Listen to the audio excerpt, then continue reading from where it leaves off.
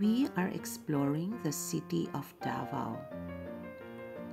Here is the appearance of CM Recto Street in Davao City following the completion of underground cabling extending from the San Pedro Street intersection to the Ramon Magsaysay Avenue intersection.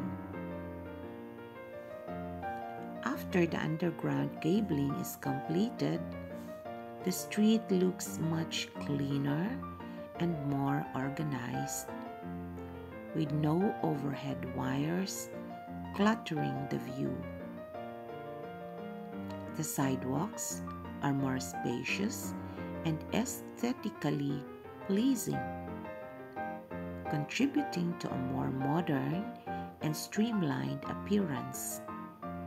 Street lights and utility poles are fewer and strategically placed, enhancing both the functionality and visual appeal of the area. Today is July 30, 2024.